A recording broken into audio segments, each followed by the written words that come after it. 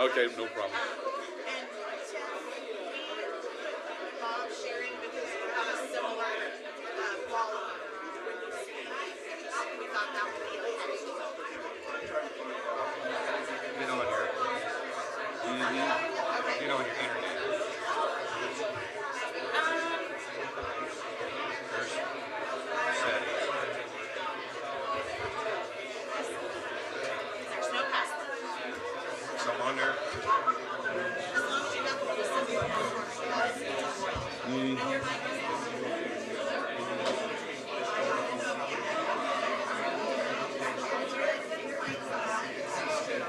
So, correct.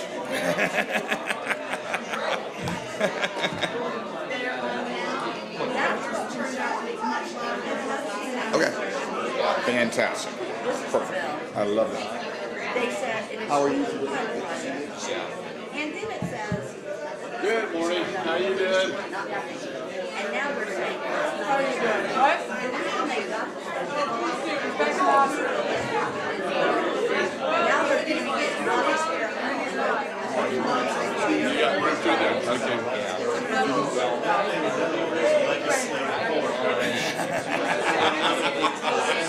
All right. I'm sorry. Carly, it's good to see you. Carolyn's co-president anyway. Thank you. My pleasure. About a what? Okay. No, that's fine then. Oh, absolutely, yeah. Oh, that's this Wednesday.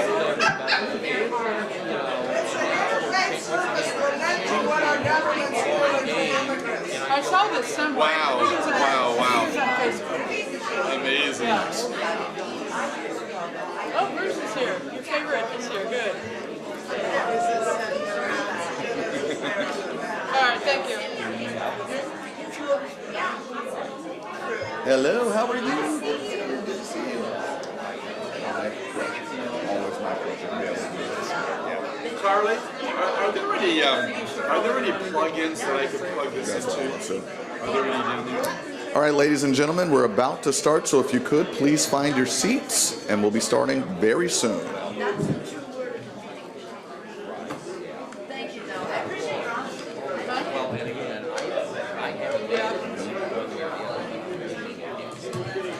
Well, I was at the White House Wednesday for that coal thing. That was really exciting. Oh, okay, sure, okay. Can I? Thank you. Yeah, it was really beautiful. I've been in the office. I've never, over in the West Wing, but never living quarters. Really neat. Really neat. Mike Tyson was there that day too, and so was I kept my ears covered. And then Benjamin Netanyahu was there, so a lot of protesters. So I just want to make sure. A lot of Secret Service. I'm sure there's a lot there anyhow, but with Netanyahu being in town, it was really have it. That's what I'm saying.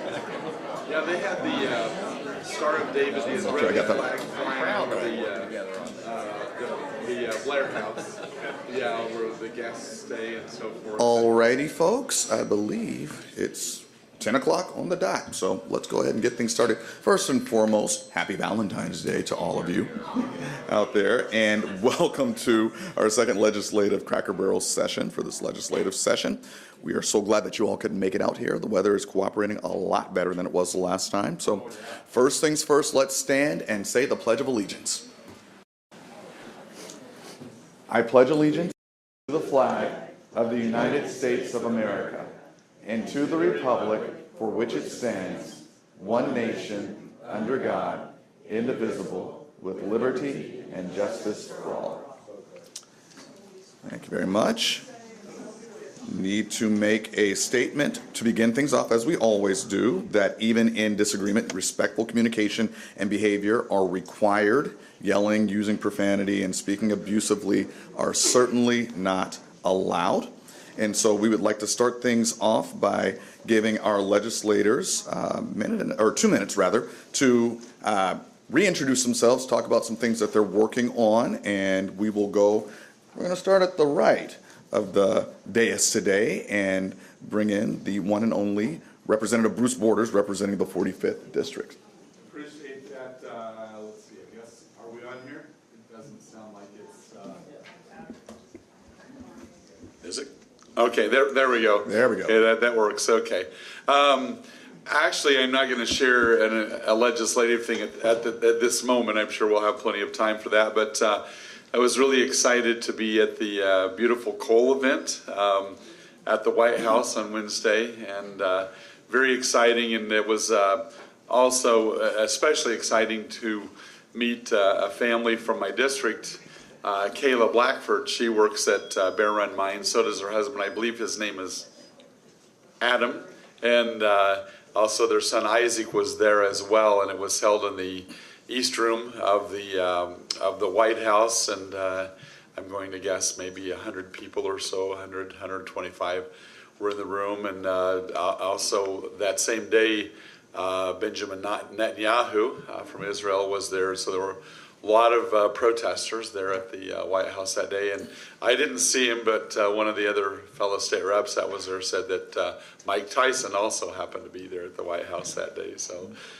did not run into him. But it was exciting to be there, and also to see that the Department of Defense is going to start committing to using much more U.S. coal.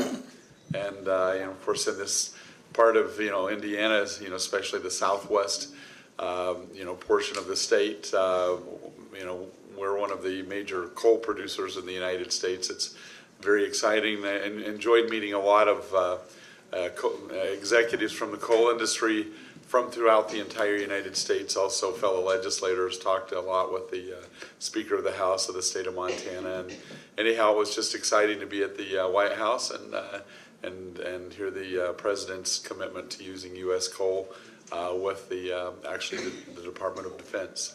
All right, thank you very much, Representative Borders. Next to him, we have representing the 42nd District, Representative Tim Yocum. Just want to say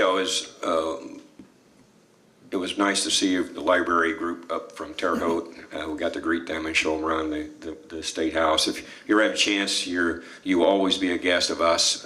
It's a very nice, beautiful place. It's your house, and if you've never come up to see it, we would show you around. But we're winding down. We got 2 more weeks left in the session. Our bills are on the Senate side, and the Senate bills are on our side. So we're winding down, and we're going to be done here by the end of February. But any of you could come up, we'd welcome you to the State House.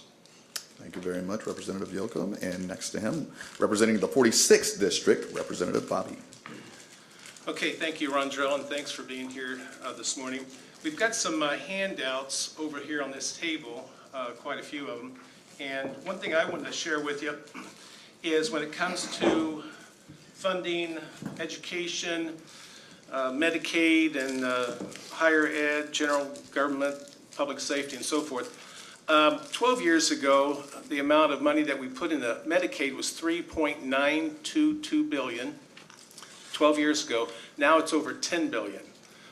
So there's been, we had a bill last year that kind of looked into that as far as possibly Medicaid fraud and so forth. But anyway, we're trying to get our hands around that and make sure there's no fraud and so forth. But anyway, we've got, we're less than 2 weeks from the end of the session.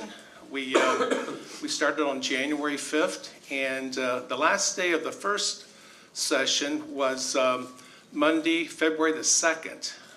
So we're now starting middle of last week, getting into the Senate bills, and we're going through those bills. Seems like in my districts, my district goes from the Princeton down here to the west side of Bloomington, and it seems like every county's got different issues and so forth. But I know on a rural basis, I deal with township government, and we're dealing with that this session. We had a bill in the House 1315 that we voted on and passed. It's over in the Senate now, and the Senate sent over to us Senate Bill 270, I believe it was. And so we're going to be dealing with that come Tuesday morning in committee. So if you happen to have that issue on your mind, and but we're going to be talking about that in local government committee. So again, thanks for being here. Thank you very much, Representative Heed. And now to my left, representing the 43rd District, Representative Tanya Path. Thank you. Good morning. Happy Valentine's Day. It's a day of love. Tell someone you love them. I love you. So anyway, thank you. Thank you. I usually don't tell people I love them very much. No offense there, Bruce. So out of the House came, I can't remember the number, something like 110 bills or something. And, you know, we are most of their bills are bipartisan. But I also like to point out the fact that I did do the math, only 8% were Democrat-authored led. And that's still pretty low, considering I think we have more than 8% Democrats in the state of Indiana. But on the good point, one of them was mine. I got a bill passed out of the House, 93-0. Thank you. And everyone, all three of those gentlemen were definitely in support of it. And then Senator Greg is carrying it in the Senate for me, passed out of education in the Senate, 13-0. So now he gets the heavy lifting and he gets to present it on the House floor. So very thankful for Senator Good for carrying the torch on that. It's data collection for special needs. Basically, Department of Education, FSSA, DCS, they all kind of work in silos, and I'm trying to get everyone to put their data in so we can figure out how to better coordinate, work together, and do what's best for our special needs students. So that's kind of what the bill is. We're going to collect a bunch of data. And then other than that, thank you as always for showing up and being here and advocating for what your passions are. Thank you. Thank you very much, Representative Path. And now to our senator on the dais, Senator representing the 38th District, Senator Greg Good. Good morning. Happy Valentine's Day. Greg Good, I have the honor of being your state senator, former employee of the Vigo County Public Library. Let's give a shout out to the library, right? Yes. And increasingly being your first line of defense against forces outside the state of Indiana who want to tell us what to do. And I pledge to you, regardless of the political party in charge at the federal level, I will always put Indiana first. That's the one thing I hope you will remember about the name Greg Good. Regardless of your political party, your political leanings, you are my highest priority. Thank you. I'm carrying 3 pieces of legislation, 2 of which are still in the mix. All of my bills, as I pledged from the very beginning, will have a co-sponsorship, co-authorship from the other political party. I think that's the best way for legislation to be properly vetted. It creates, for the most part, a lot less drama for me, so very selfishly, but I think that's what the people of Indiana want. One relates to higher education. I'm carrying legislation to continue to help our Ivy Tech Community College evolve its mission to be workforce focused and to create greater pathways for transferability from our community colleges to our 4-year institutions. We've got 2 great, I've got a community college, great institutions here at the 4-year level. I'm working very closely with the building and construction trades with regard to public works projects. I'm working very closely with our local police and firefighters with regard to some pension fairness and equity issues for them. And then I'm spearheading regional economic development initiatives so that we can continue to foster cooperation between the counties of West Central Indiana that will bring more of our state economic development dollars to the Wabash Valley. But it's great to be here. Thank you. Thank you very much, Senator Good. At this time, we would like to ask for all of our sponsors to come to the podium if they have a question. And as they're gathering right now, and again, if we can angle the line that way. As they're coming, we would like to give recognition to all of our sponsors today, the Vigo County Public Library, the League of Women Voters of Vigo County, the Vigo County Teachers Association, the Vigo County Taxpayers Association, Greater Terre Haute branch of the NAACP, or as I've been told, NAACP, Southern Indiana Area Labor Federation, and new this year, the Pride Center of Terre Haute. Let's give them all a round of applause.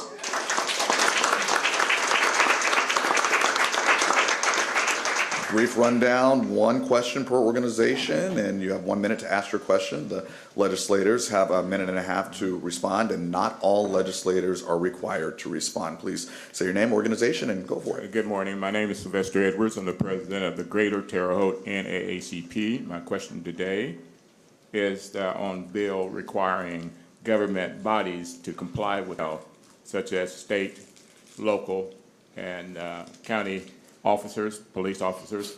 They go into schools, hospitals, synagogues, temples, churches to do a duty. It's kind of remind me of the Fugitive Slave Act in the past, where they chasing down people. Why would you give your authority, allow anybody to take away your authority to keep your constituents from being harassed? Thank you.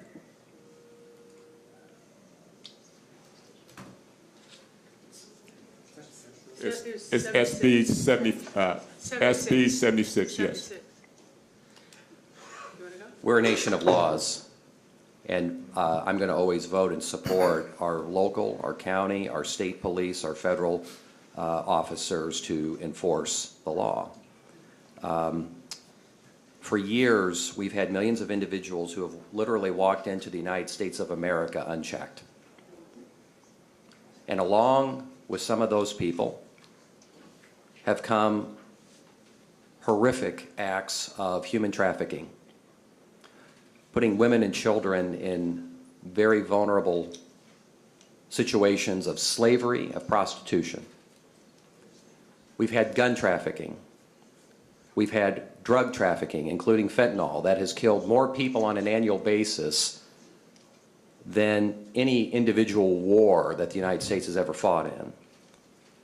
Immigration is very important to me. The person who is helping me on my campaign, Diane Powell, raise your hand if you would, is a naturalized citizen of this great country. She and her family did it the hard way.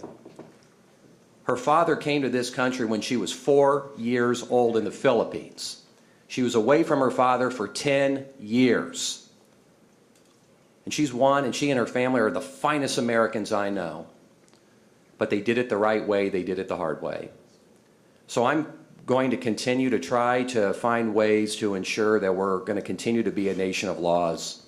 I'm going to continue to support legal immigration while at the same time come up with what I believe are some common sense approaches to curb illegal immigration.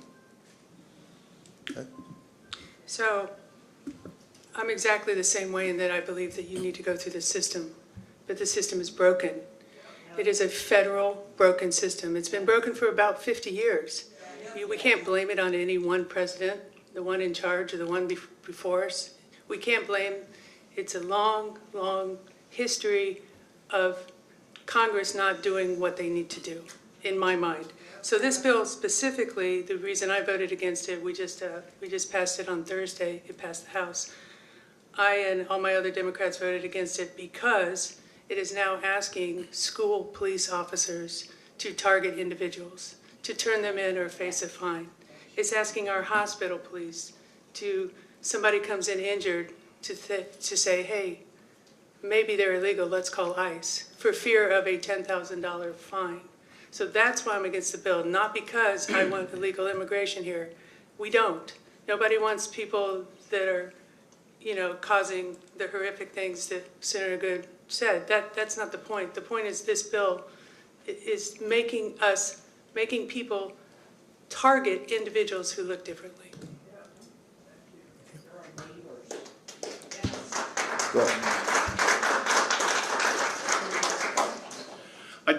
Sylvester, I just want to make a comment. I made this comment yesterday morning at the Terre Haute Chamber event that we had. Craig McKee, most of you may know him. Craig McKee here in town. He's an attorney, been here for many years. Well, back on April 15th of 2009, he was at Terre Haute North High School in the auditorium that afternoon, and I was there. And he led a ceremony of nationalizing about 118, 120 individuals that afternoon. And it was very emotional, and these people went through a process of knowing about the Constitution and know about our laws and so forth, and they did it the right way. And I never, obviously, hadn't forgotten that. But that's happening throughout the country. I don't know, every day, every week, but quite often, and that's the way it should be done. And what's happened in the last few years, There were millions of people that came across the border unvetted, and we just don't know who they are. So it's a problem for all of us, not just a few. But anyway, I just wanted to make note of that. But Craig McKee and others have done it the right way as far as nationalizing some of these individuals. I do want to say there's a right way to do everything, and we know what it is. We're a nation of laws, and I think we all need to abide by those laws. I think if you look at this House bill, this bill that just was passed, I think if you look at it a little closer, it's mainly having the local authorities to abide by and give the same information back to the other authorities. But I think the biggest thing about the bill, and I stand to be corrected on it, but I believe there has to be arrested before or pulled over or something, start that process. And I don't think it's just a random picking of people. No. Okay, I said correct. I shouldn't have said it, I guess. My computer won't work today, and I can't get it up to pull it. But I just say, my brother-in-law, he married a girl from Mexico, and she came here, and she went through the process, and it's a great process to become an American. And I'm not against anything that discriminates against people, but I think we need to abide by our rules and our laws, which we have. Thank you. I'll just mention that President Obama, his nickname was Deporter-in-Chief. But it actually was, and from what I've seen in the records so far, he and President Biden both deported more people that were in the country illegally than President Trump has, and you just didn't have all the protests that you're seeing today. Well, that's the bottom line. That's simply true. And a lot of the protests are being funded by outside groups, and well. All right, hold on. No, that's not a lie. That's simply the truth. Real quick, Representative Borders. And so the bottom line is that, I'm not sure why it's okay for 2 Democrat presidents to have deported more illegals than it is President Trump, but I do believe that the response and the pushback is much heavier than it was under 2 prior presidents. All right. Okay, thank you for not answering the question, most of you. That wasn't the question that I asked, but thank you anyway. All right, so, thank you. Before you ask your question, and I want to do this so we can set a tone right at the beginning, respectful discourse from both the audience and from our representatives and senators are required both ways. So if we can keep from engaging either way, unless we're at the podium, that would be fantastic. We will have time at the end of this session for you to come up and ask your one-on-one questions and all the above, and we'll be just great. Also, I forgot to mention, Elena, could you just wave your hand up in the front? She is our timekeeper for today, and so we're asking that both members of the audience and members of our legislator, if they could please respect her as she holds up the time cards and abide by the timing. She is the Robbie for today, yes. Nobody can ever replace Robbie, but yes, she is the Robbie for today, so thank you very much. Go ahead. Hi, I'm Carly Schmidt, co-president of the League of Women Voters of Vigo County. Before I begin our question, I want to say how much we support what Sylvester Edwards and our friends in the NAACP have said today. There's a difference between what ought to be and then how things will practically get implemented. And I think the dangers of those practical implementation is what Mr. Edwards raised and what our concerns are with the League of Women Voters. Thank you. Our question today is really not a question, and so I am going to go over, sorry Elena, just for a few moments over the time, and the members do not need to respond. Right now, the League is primarily concerned with the proposed SAVED Act, which was passed this week in the U.S. House and is now in the U.S. Senate. This law would make it so that most voters wouldn't be able to register to vote without their driver's license alone, because licenses generally do not indicate citizenship. Instead, they would need another less common form of documentation, like a U.S. passport or birth certificate, documents not readily available to a large segment of the public.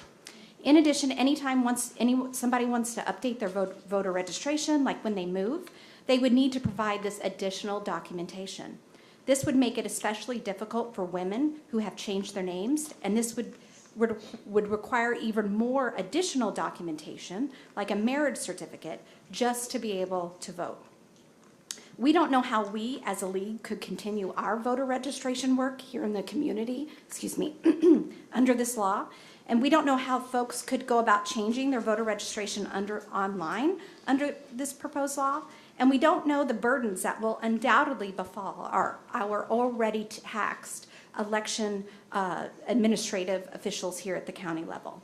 And so we are encouraging you, the public, to contact our U.S. senators and let them know that you oppose the SAVE Act.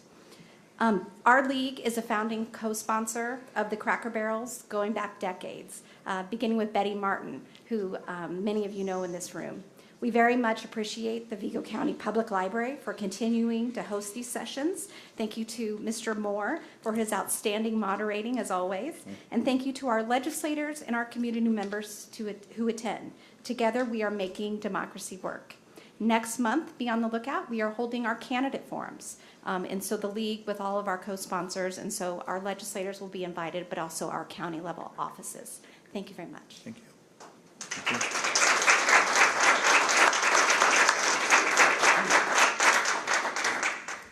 Good morning. My name is Aaron Warner. I'm the Teachers Union President. I started speaking at these about 15 years ago.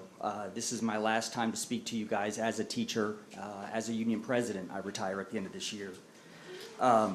In that time, I think the first time I spoke, there was this crazy law that we kind of dubbed the $1 law. And I just couldn't believe that we were going to sell our public facilities and property for $1 that a private institution could buy and then sell for a profit. I thought I was going to see the pendulum swing back the other way with Senator Good's bill, and in the 200-page bill, there wasn't room for that. That's unfortunate. I was hoping to see some change. Last year, House Bill 1634 passed, and that required students to get more math who don't score very well on math tests. Our students who are least proficient are required 60 additional minutes of math a day, one teacher for every 5 students. Some schools require 100% of their students need that extra. The next level up, I think, 1 to 15, one teacher for 15 students. There was no funding given for this, no extra funding. So I guess my question is, when you propose these bills that require more teachers, and yet we have to have operating referenda to pay for those teachers, how are we supposed to keep doing this when we don't get more money and vouchers go to private schools and charters? Yeah, I mean, So I appreciate you referencing, my legislation. I am with you when it comes to the dollar law. I've always been puzzled by it, and so just very quickly, I've had legislation that would, for counties under 150,000 in population, before a retired school facility could go to the Department of Education be eligible for the dollar law, it would allow municipalities and county local governments to, at the market price, to be able to obtain that facility and work in partnership with groups that could help support, public health, community mental health, veteran services, some housing, the arts. I mean, there's a whole host of community important things where if we have some innovative local and county leaders, they could do that. And as I had said to Aaron and to some of folks here in this room, I knew it was going to have to be a multi-year effort. This is a super short session, and there's some forces that are working against what I'm trying to do. But if I have the honor of being able to return, I'm going to continue to make this one of my priority pieces of legislation.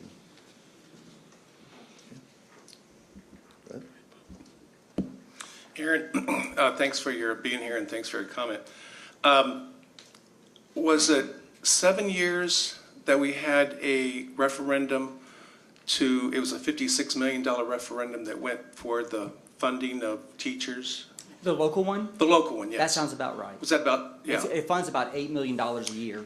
It was $7 million a year, I think, for 8 years, but anyway, but whatever. But it was, and the people here in the Wabash Valley voted for that. And I think we have maybe one more year left on that. So there was some funding as far as the locals supporting funding for teachers. But you make a good point as far as sometimes we do those, those bills that basically says, you'd like for you to do this and this, and there's no compensation for that. But but locally, with referendums, people can vote on giving money to, in this case, to the Vigo County School Corporation. What I'll address is the having to do with the $1 sale price on some of the properties. I'll use an example. It's not a school system, but it's something comparable. I mean, you just at least the example in the city of Linton when the National Guard Armory was closed down. They basically were looking for a place to be able to sell that. Well, then the county, Greene County, actually purchased the National Guard Armory, and then they weren't quite sure what to do with it. They couldn't afford to heat it, cool it, insure it, clean it, etc. And so they ended up selling it to the Greene County Regional Hospital. And then the hospital now has it back up for sale, and because they're not quite sure how they're going to afford to keep it and what they're going to do with it. And so a friend of mine who is a businessman and entrepreneur there in Linton, he had looked at buying it initially, and anyhow he felt the price was simply too high. Well, now the hospital has approached him again. He's looked at the renovation he's going to be, would have to do, which is hundreds of thousands of dollars and so forth, and he's decided it's just simply not worth it to him to do that. And so my biggest concern is that on a lot of the some of those school properties that are up for sale, the reason they were, just having the low price on them was just simply to move them and basically, take it off the back of the taxpayers. And so, where possible, but it's. If the last two could keep it to the how to fund the dollar law, we can't change that. But if you could keep it how we fund these new programs, I'd appreciate that. Sure, I'll try to keep it to that because we don't. So, I mean, Thank you. I'm okay with locals, chipping in and helping. That's okay-ish. But why we continue to give vouchers to the richest people in Indiana so that they can get their kids a religious education. I, as a former public school teacher and still very much into public education, just do not agree with. If you want to educate your child privately, go ahead. But I don't think the state should be funneling voucher money to religious institutions. Public schools have to accept every single student, and they do a great job of doing that. But as you said, we keep passing unfunded mandates and we're drowning. So I wish I had a better answer for you. Thank you very much. Thank you. Or did you have something you want to say, Representative? Well, I have a charter. Try that mic working. Do we have the mic working? Try it again. There you go. I have a charter school, one charter school in my district down at in Ellettsville, Seven Oaks Classical School, and they do accept everyone. Okay, so I hear this. Well, we don't accept only certain ones. They do, and I'd be more than happy if somebody wants to talk to the headmaster down there, Dr. Stephen Shipp, and have that conversation. All right. Thank you very much.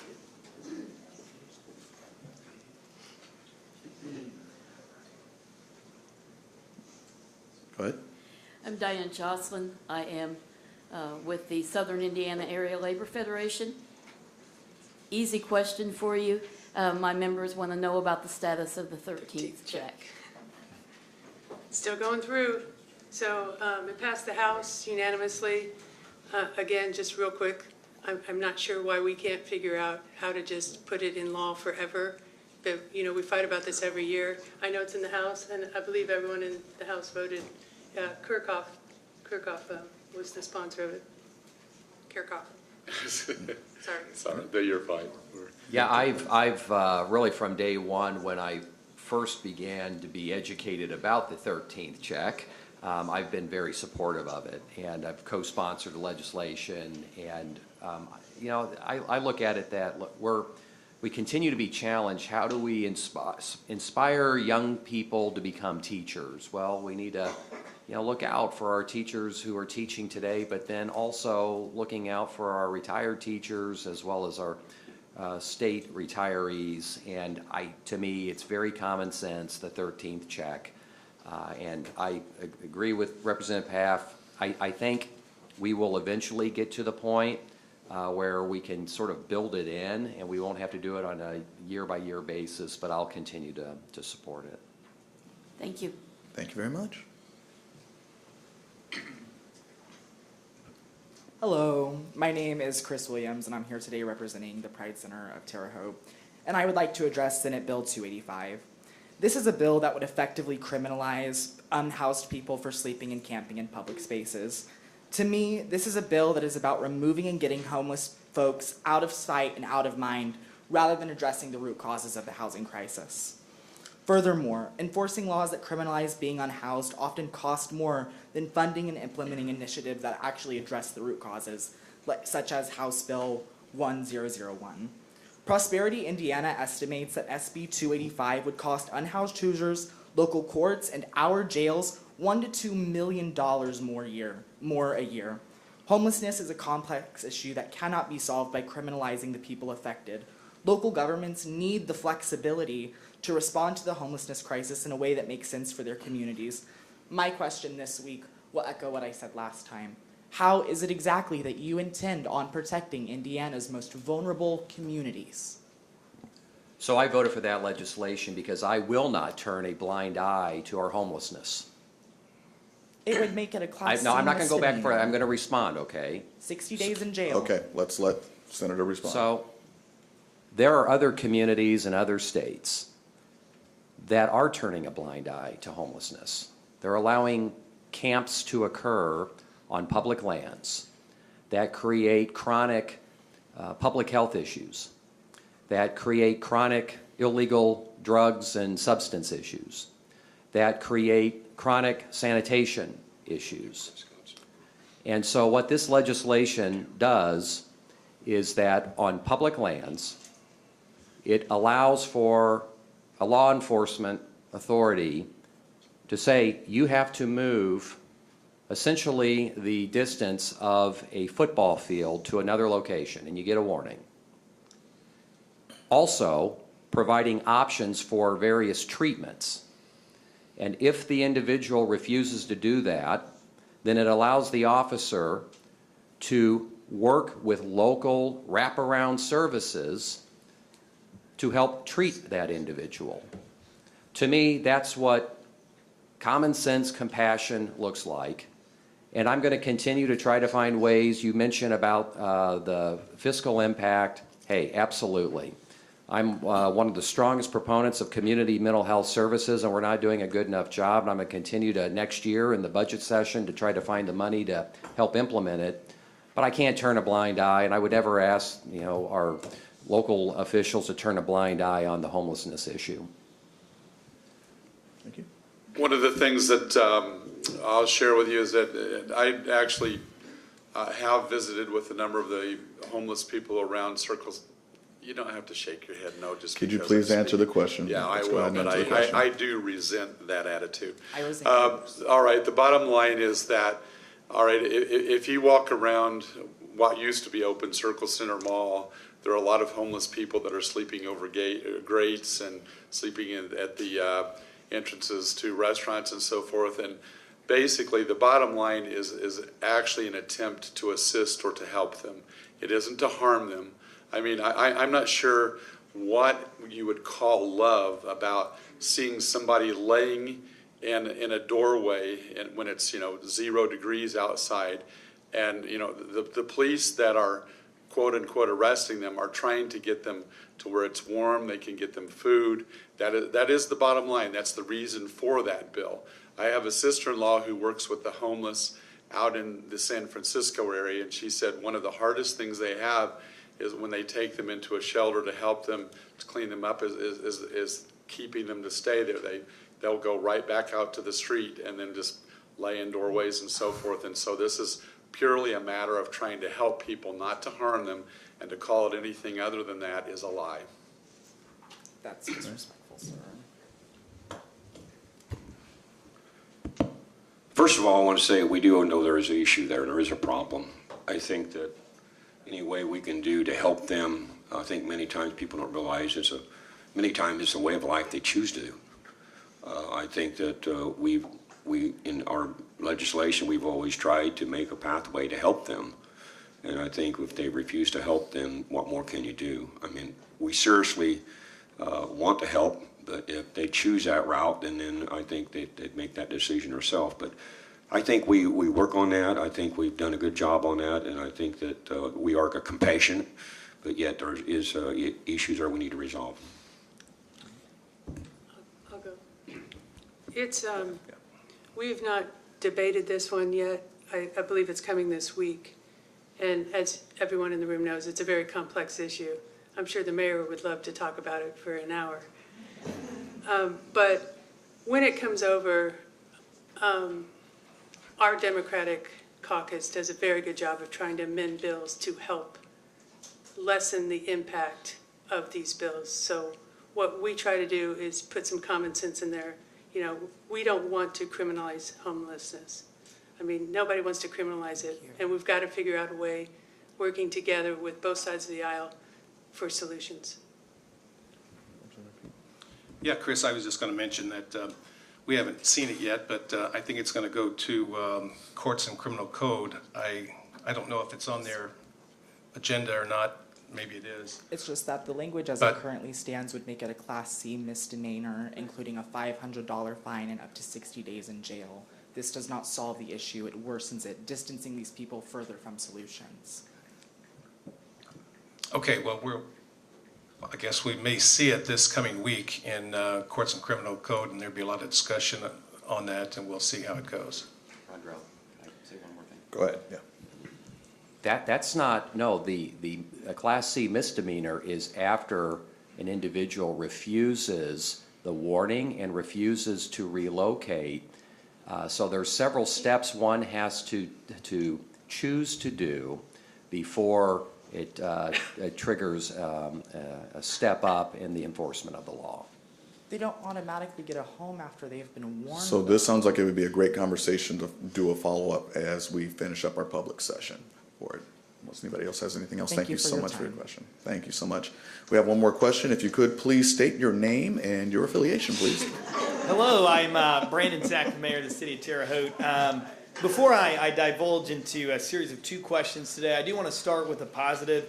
I was over at the State House Wednesday, and I got to see a bill that Representative Paff had sponsored pass unanimously in the House. So thank you to our 3 House members here on the other side of the aisle. Senator Good took that bill to the Senate in Education, and it also passed unanimously, and it allows data sharing for folks who are in the special education community, and we all know data is important going into a budget committee hearing. I'm going to need an extra 30 seconds. I'll start there. The first question I do have is... Hands are a little tied here, yeah. We talked about funding for public schools earlier, and I actually have an idea that I would ask you look into next legislative session. So we had regional cities, then Ready 1 and Ready 2.0. And whether or not there's a Ready 3, let's kind of skip that question for a second. If you do the math, a lot of those dollars were very well spent in public-private partnerships, with development, with housing. Could we perhaps look at using that money in the future for a cost-share program to where if a school corporation like the Vigo County School Corporation bonded, say, $140 million, the state could match that to a certain degree. Those dollars could come from some of the dollars the IEDC used to be getting. Here's why. Professor Michael Hicks did a phenomenal study. The number one variable young families look at when moving to a community is the state of the education system.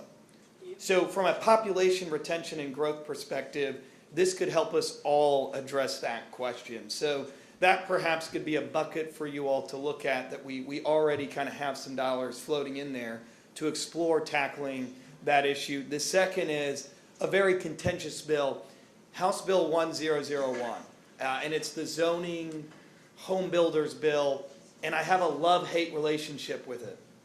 I love most sections of that bill, and I get frustrated at some of the sections in that bill because it does take away some local control. when it comes to zoning and building design. The one issue I want to talk about with that bill, though, is it relates to sewage capacity, that a developer or builder would not have to get that approved. I would ask that we strike that text out, because if a builder does not build something to code when it comes to a sewage system, everyone in this room would have to pay it through their sewage bill or stormwater fee system. So to avoid a utility slowly crumbling because someone's trying to kind of skirt around something, it could have a second and third order effect. So that language I don't love within the bill. And there's other sections I like and don't like, but we could go on for hours. I think it is a well-intentioned bill, though. I do want to put that out there. And I appreciate you for hearing that bill and trying to move it forward. Yes.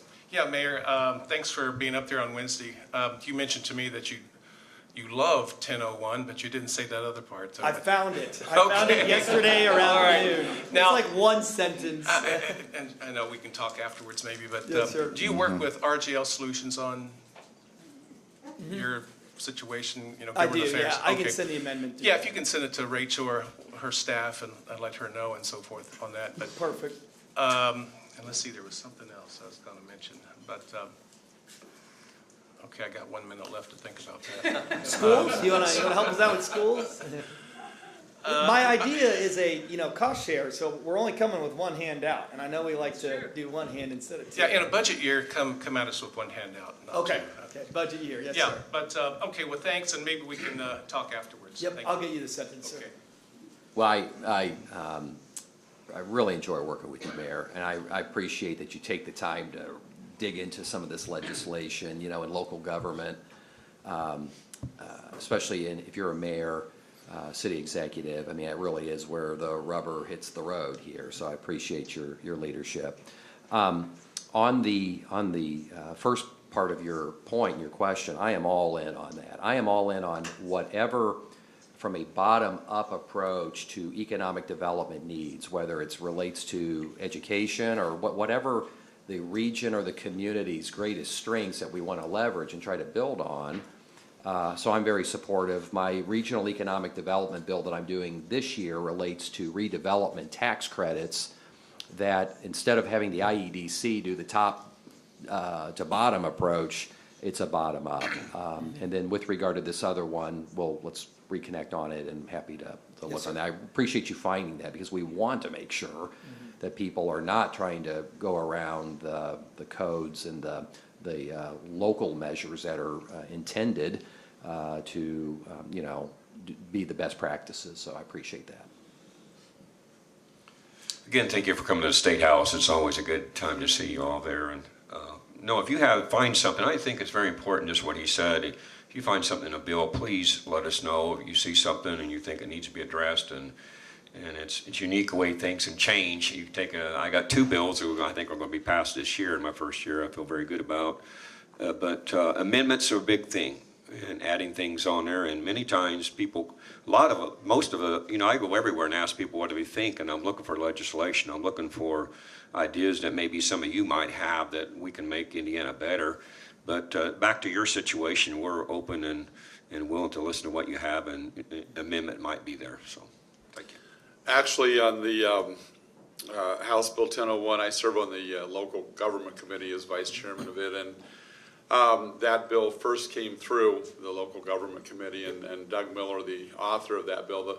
The bottom line is to make housing more affordable, and also to reduce some of the zoning regulations and so forth. And that is one of the major issues that we have in the state of Indiana right now, is simply a shortage of affordable housing. And so and that bill that's been a tough one, because there are a lot of, as you're aware from diving into it, there are a lot of nuances in that bill. And the fact that it's House Bill 1001 it's basically our priority bill on the House side. And so I'm not sure quite where it's finally going to end up at once it goes into conference committee, but that's something I'll mention that to Doug Miller today. And I appreciate you mentioning it. I'll give him a call and ask him about the the sewage issue, and because it has to do with even lot size regulations and how many houses can be in a certain area and so forth, and it's trying to weed out some of those regulations, but as well-intentioned, because the It is, median for age of sure. a home buyer is now 40 years old in the United States of America, and that's wrong. 30, I'm almost there, but 29. Refrain from asking personal sorry. questions, please. I knew the answer, by the way. Now, I will say this, and we have one more comment from Representative Heaton in reference to this question, but this has been, just so that the public knows, we have been given special permission from the Vigo County Public Library to go above our time, so this will not be the standard practice once we do our public sessions, but I hope you understand with the mayor being here. Thank you very much for your time. Go ahead, Representative Heaton. Yeah, I remember now what I was going to say.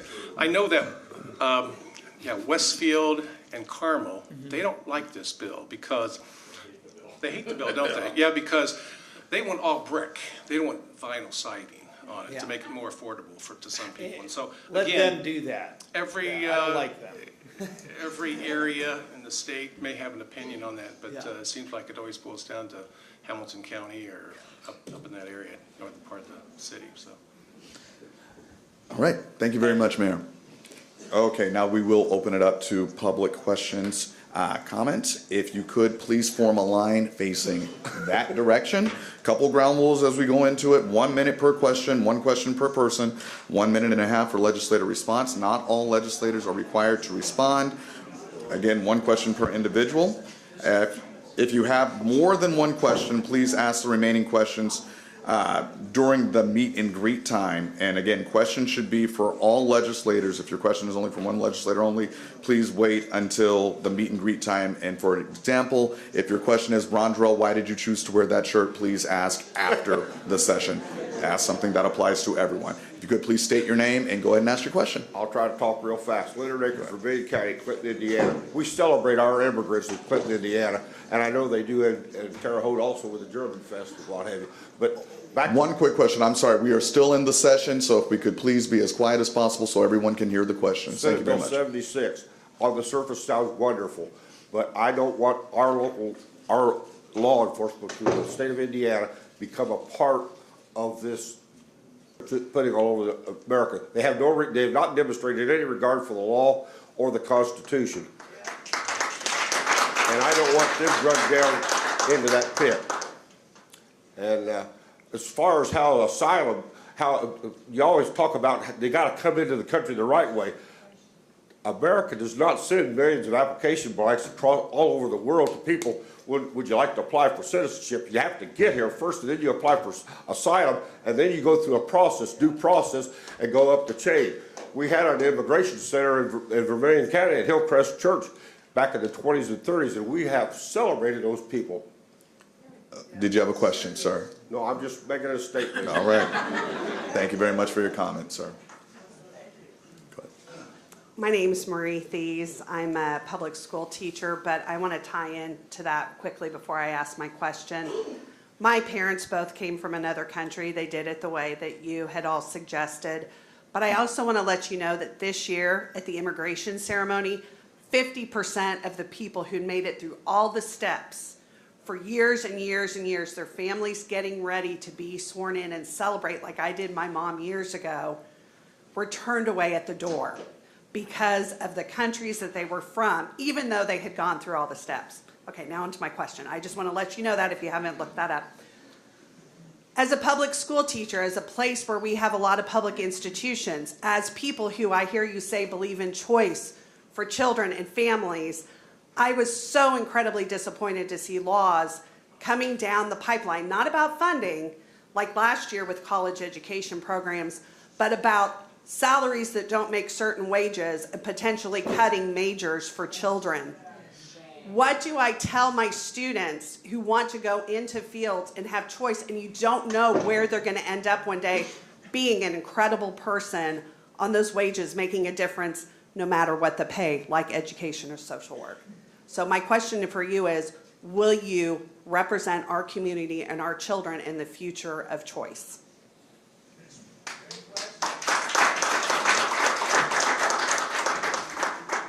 I guess I'm not sure, what are you referring to when you talk about cutting certain majors? There was a bill, I don't know the exact bill, but where they were looking at majors. 199. 199, where they were going to look at cutting majors at our public institutions that don't earn high enough wages. They weren't deemed as worthy to have at the public schools for colleges.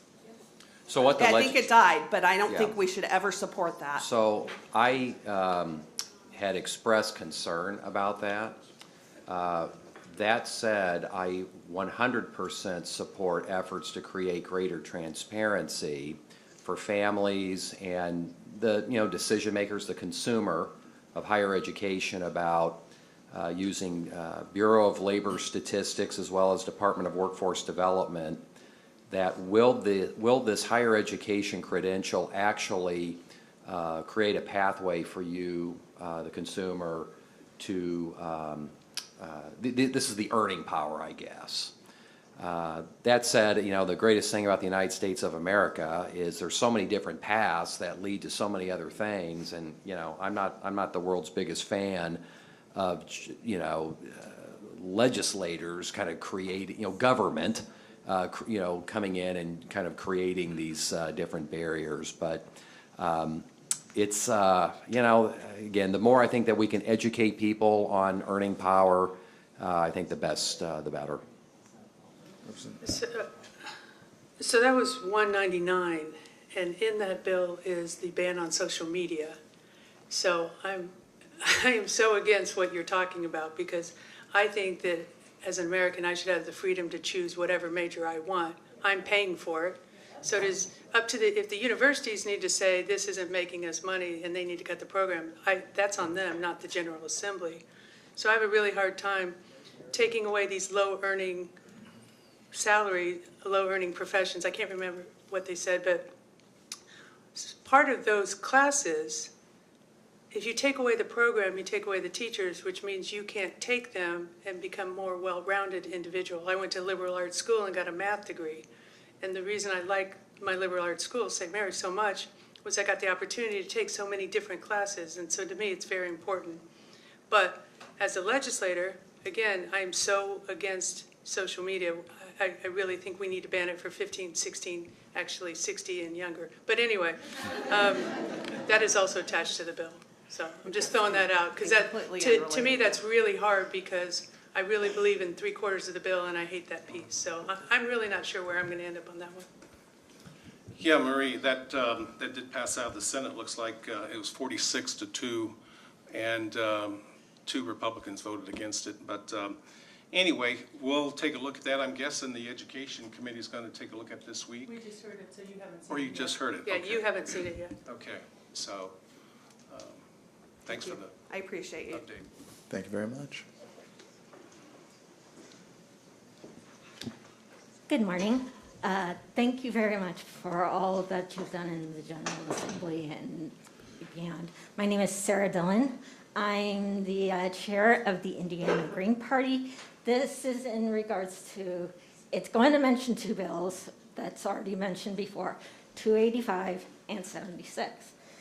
And I mean, we've seen in the news, especially in states like California, Minnesota, between those bills, all of the controversies that are happening regarding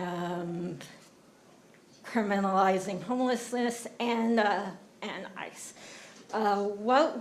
My question would be, what are some solutions other than what is in those bills would you implement that would make, I also look at from 11 years ago, the Religious Freedom Restoration Act debacle that happened 11 years ago, when a lot of people boycotted Indiana because of that bill. What solutions would you advocate for other than those that would make us attractive for people to come to Indiana?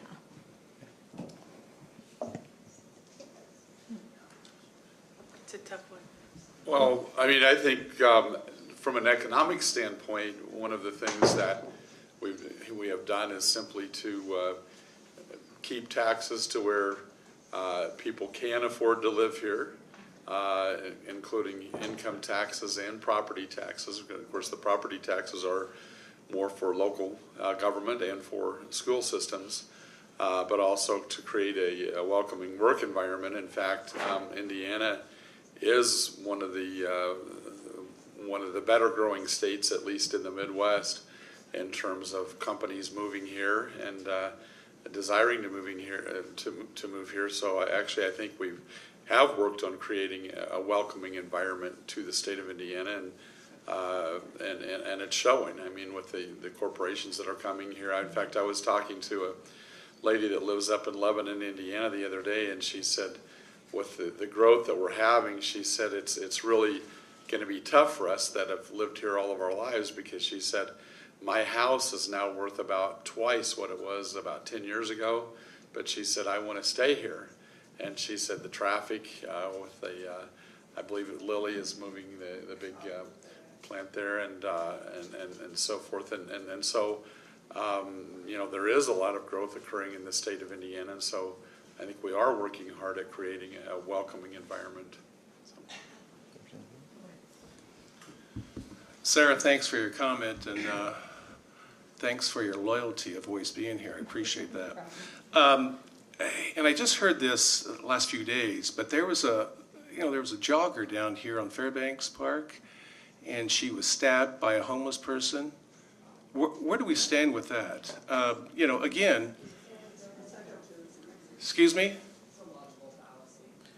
All right, we're not going to do a back and forth All right, well, between the public. I'd like to and talk to somebody legislation. about that afterwards if they want to talk to me about that. I'd like to, but I tell you what, I feel for these people who are homeless, but it's a tough world out there, and it's unfortunate that somebody just jogging out here going to get stabbed. And we know what Laken Riley did. She got killed a couple years ago in northern Georgia, and by out jogging. So it's unfortunate.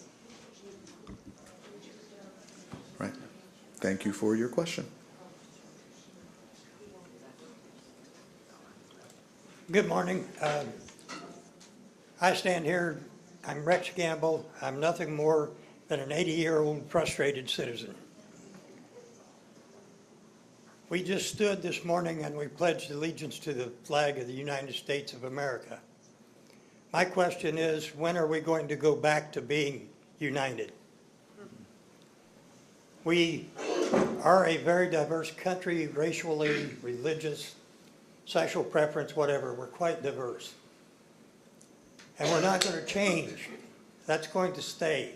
We're here.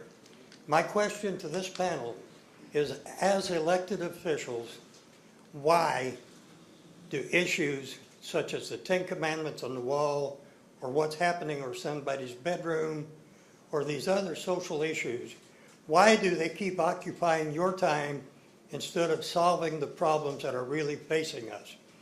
How and when are you going to help us once again become the United States of America?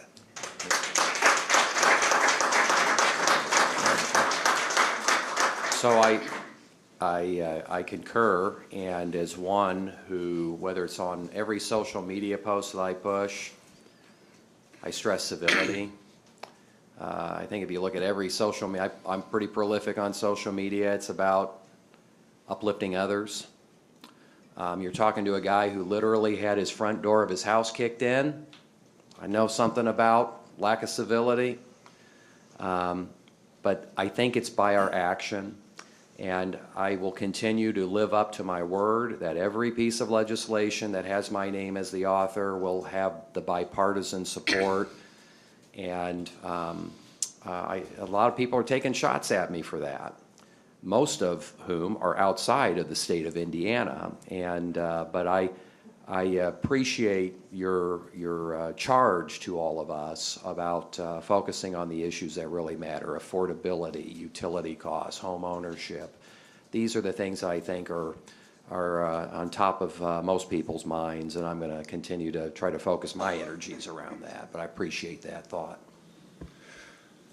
I just want to say on our level, I think you need to look and see how we conduct ourselves in the State House.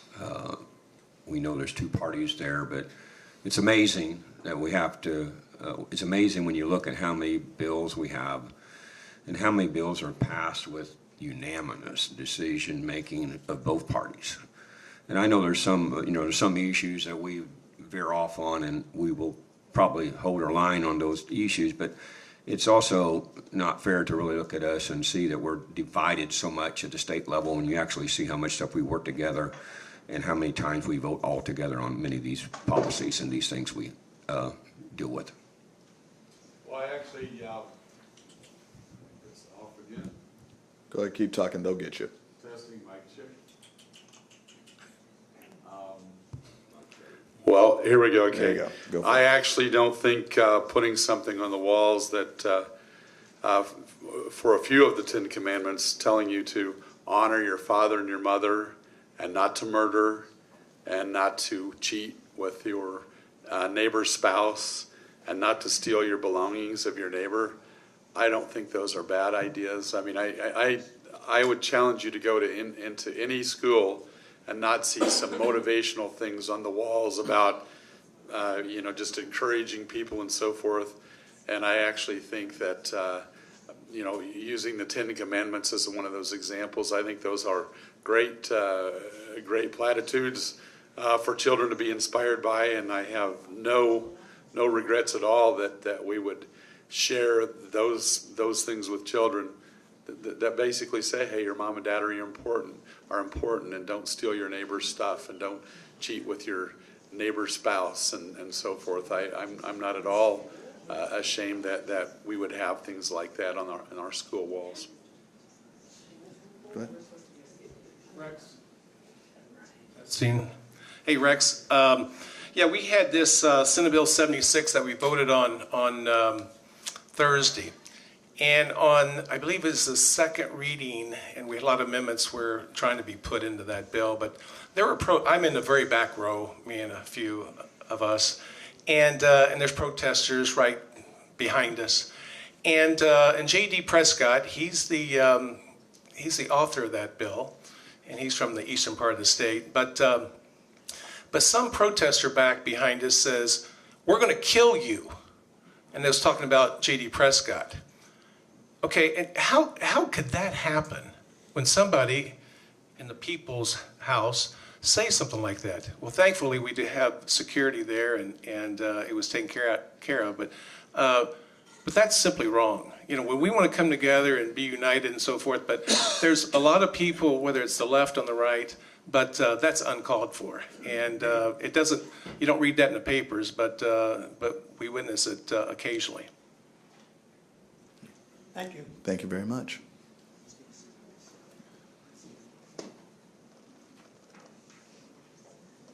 Can you hear me okay?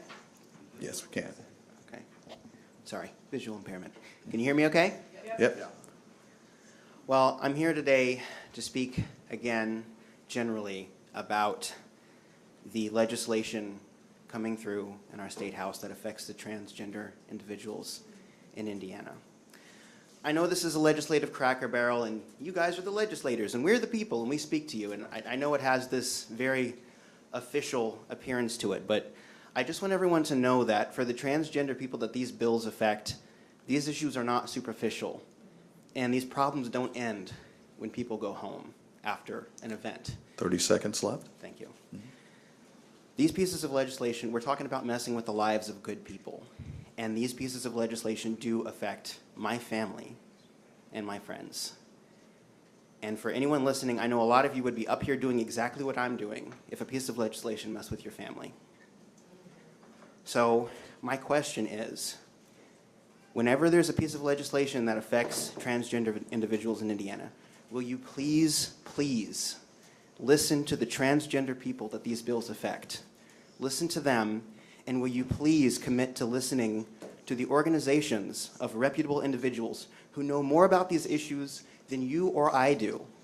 Please listen to these individuals about this legislation. Will you commit to doing that? And I would appreciate it on this one if I could hear from all of you on this. Thank you so much.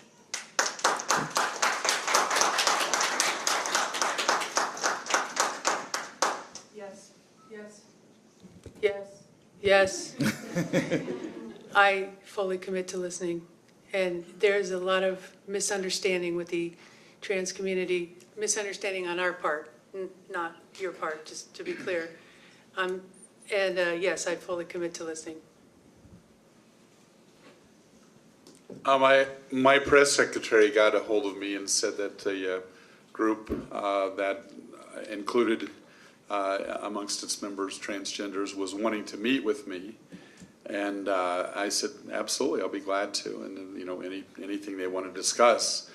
But here were the ground rules, and because they wanted some ground rules for it, I said, you can ask me any question you want. I can ask you any question that I want. You know, there's no subject matter off the table. If you choose to film it, if you do air it, you can't edit it. Everything has to be shown, and we will do the same thing. My press secretary would film it, and we would air it, and they would not meet with me under those circumstances. And I was after full disclosure from both sides, including myself, putting myself, you know, under that full disclosure as well. And they said, no, we will not meet with you under those circumstances.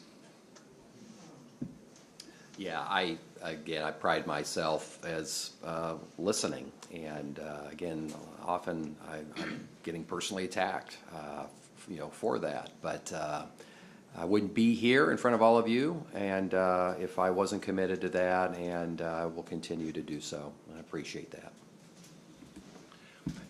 Yeah, I appreciate, I can't recall your name, but I'd like to. My name is Sean. Sean, thanks for being here. In a couple of weeks, I'll be down in Spencer, and sometimes that's sponsored by the LGBTQ plus people, and I listen to those people down there, and they come, and so I'm open to the discussion, and I'll listen, and I don't, you know, Bruce has the same press secretary as I have, so I didn't know if. But anyway, but yeah, we try to listen to as much as, you know, we can and so forth, but thanks for your comment. Of course, and just so everyone knows, for future reference, if you're referring to transgender people in the plural, it is transgender people, not transgenders. Thank you very much. Go ahead. I just want to add that comment. I didn't have a chance to speak, but I think that the main thing is we respect everyone, and it don't matter who you are or what you are, you have rights. And if you want to come to the State House and speak to me, I'm open to any conversation. And if, like I said, I'm here for you, regardless of if we have differences, at least we can get together and talk, and my office is open to you. Thank you all very much. Thank you.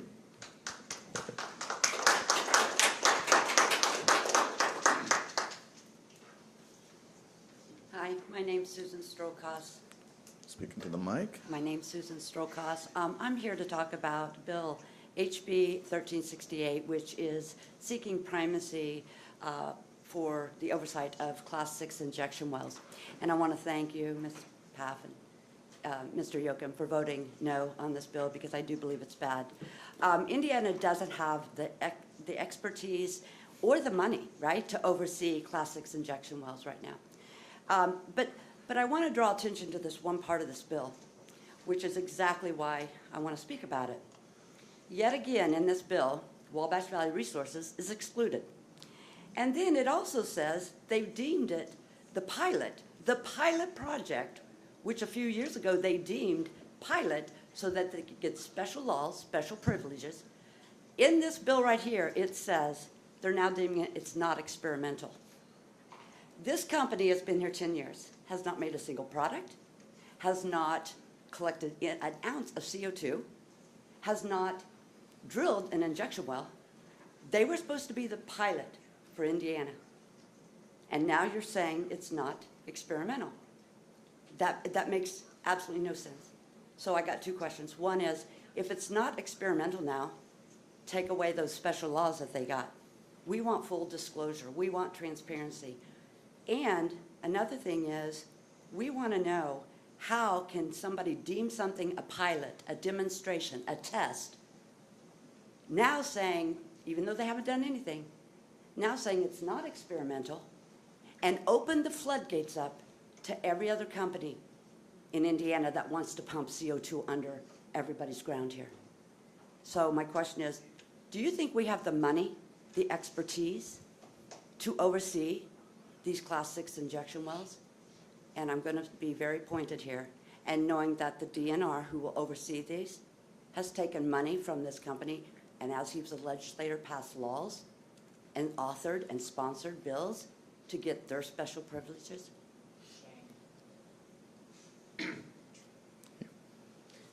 I can just say that's why I voted no on it, because I don't think we should give the responsibility to the DNR. We have to have federal oversight as well. Yeah, so it started in the House, so it's now made its way over the Senate. I appreciated some of your comments to me before we got going, and just so, others can hear what I shared with Susan. Generally speaking, philosophically, I want Indiana to make as many of the decisions impacting Hoosiers as possible, not the federal government. But that said, I'm very mindful that when the Wabash Valley Resources Project was presented, I think that there was like a town hall of sorts where the EPA came to try to give reassurance that they were going to be ensuring the safety of the implementation of the project. So now we find ourselves some years later, those seeking to transfer that oversight to the state entity. So I really appreciate the feedback. Again, I'm listening to all sides on it, but again, I'm very mindful of what was communicated to you and others back then from the EPA, and that now we're being asked to make that change. But I appreciate what I've heard from you. Thank you. We appreciate you being open and honest and transparent about the struggle, right, between where you stand. Right. Well, good seeing you, Sue. Senator Good and I was at a meeting maybe 5 months ago in Clay County, and former state rep Alan Morrison was there, and he was speaking on behalf of the DNR.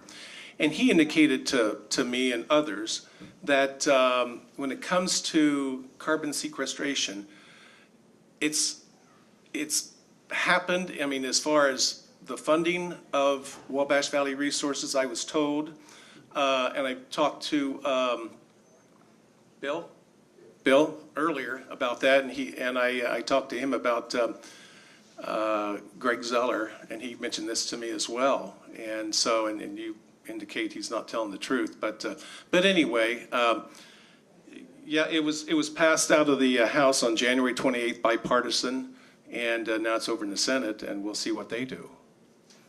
Thank you for your response. I would just hope that they would have to follow the same rules throughout the state for every company. I got a total different perspective about this. I, as Commissioner of Vermilion County, this was a pilot project that came down and was stuffed down our throats.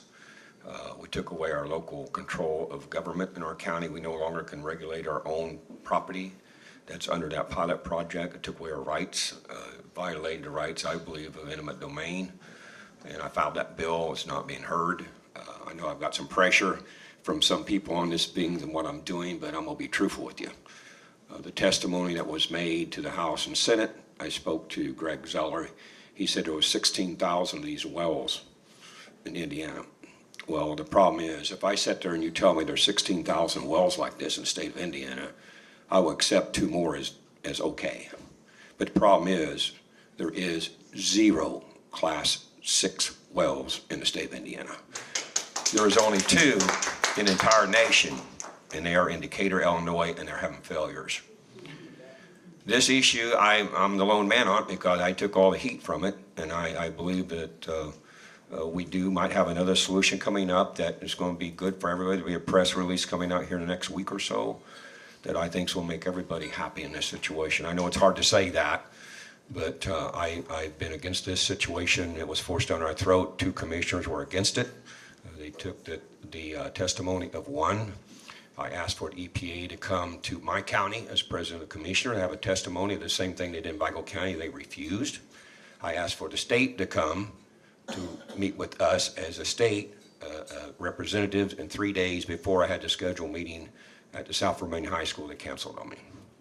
So I stand alone on this. I support my local people. and that's what I'm supposed to do. Thank you very much. Thank you all. Thank you very much. All right, and if you'll look at the time, you'll see we're just 11:15, and technically public question and answer should be wrapping up in 10 minutes. That seems not quite likely at this moment, but as a result, we're going to have to take our pace from a general saunter to a specific jog. So we will be going faster, and I will be adhering to Elena when she holds up the time cards. I'll be helping her and reinforcing with her. So go ahead. Whitney Boyce, thank you to those of you who voted no on House Bill 1333. This bill is highly concerning because, similar to the laws surrounding Wabash Valley Resources, it prioritizes companies over local governments and local communities.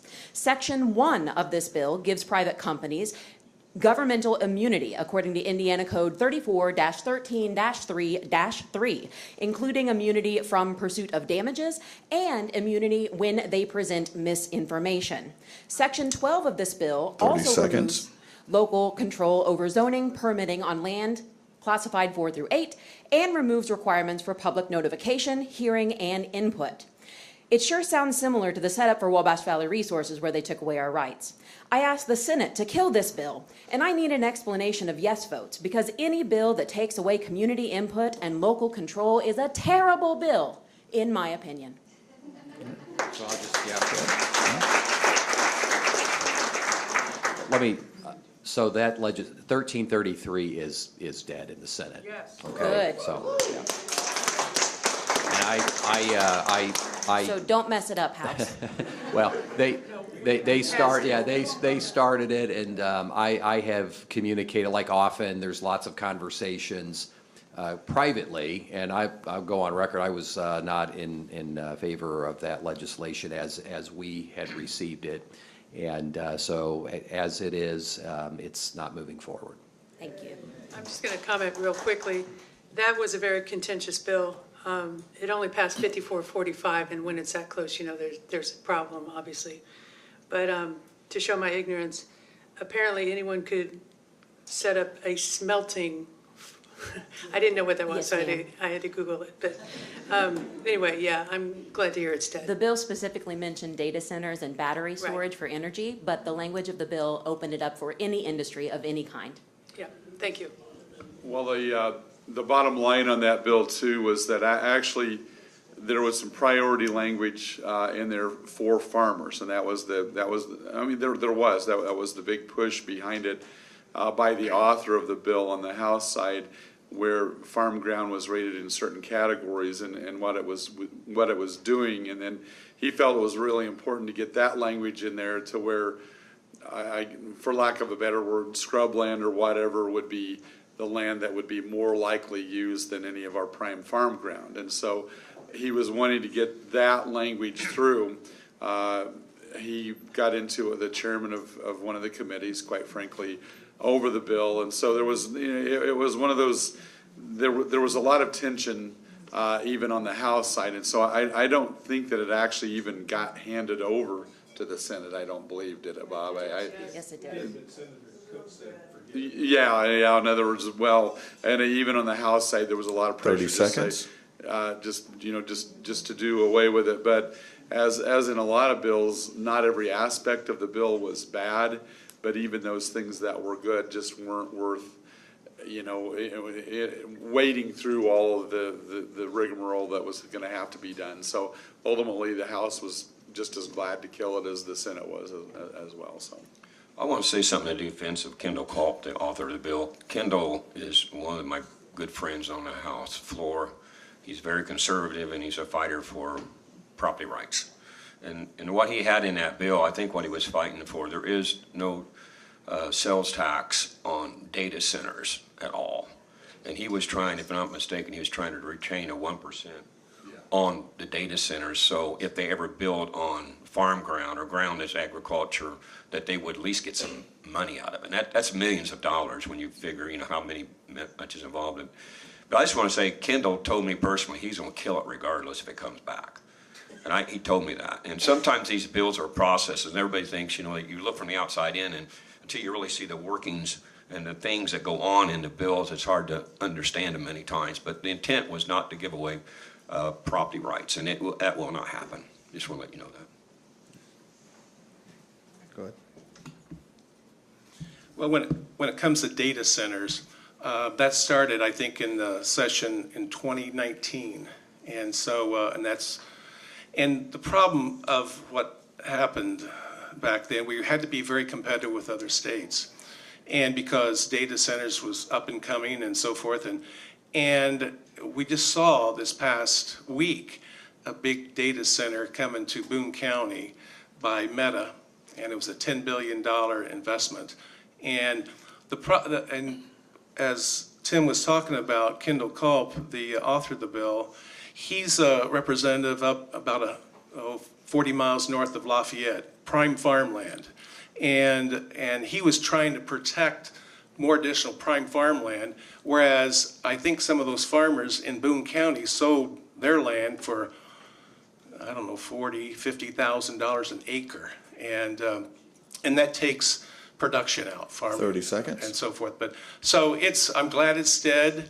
I was counting the votes on that, and I'm going to tell on Bruce. But I had on my screen, it was 45 or 44. And Bruce at the last second switched to a no, and that's all good. But anyway, it's dead, I was and so having a forth. chat with Kendall, the author of the bill, with some questions that I had, and so that's why I changed my vote from a yes to a no. Whitney, thank you for being here. Thank you for your answers, and I appreciate the information you gave me because 2019 is the year that all the laws for WVR were considered as well. So thank you. All right. So we're going to adhere strictly to the one question per person, and not everybody has to respond on the panel. Go ahead. Hi, Nathan Myers. I wanted to talk a little bit about higher education. There's been a lot of discussion about return on investment for higher education recently, and I wanted to kind of turn it around and ask, with some of the policy changes that have been made and some of the legislation that's been proposed, what do you think is going to be the return on investment that justifies those policy changes in that legislation, given the negative effects that I'm already seeing it taking on higher education and universities? Faculty are leaving, staff are leaving, students are in dying programs. We're already seeing decreases in our ability to provide key services to students. So I would just encourage you to carefully consider, as you look at these policy changes in this legislation, is this going to do more harm than good in the long term? So I spent most of my career working in higher education administration. I'm a Sycamore through and through. Proud that my son is near the end of earning an associate's degree at our community college, Terre Haute. I love our higher education presence. And I was not happy about some of the policy impacting higher education that sort of got inserted at the last minute in the state budget bill last year. But that said, again, I'm a locally focused guy. And Indiana State University opened its doors in, right after the Civil War. And for the first time ever, about 3 years ago, there wasn't a single person on the ISU Board of Trustees from Vigo County. And I'm a huge believer that instead of the legislature trying to just, get involved into the weeds of the management of our higher education institutions. 30 seconds. Let's get the absolute best, smartest, and deeply committed people to serve on our various boards of trustees. And I was really proud. It started as legislation. It ended with actual action by Governor Holcomb when he appointed 2 people from Vigo County, as well as a 3rd from Clay County. And so that's where I'm going to continue to try to be focused, but I appreciate your point. I think what we're doing to higher education is terrible. It's affecting all 4 of our great institutions in the Wabash Valley.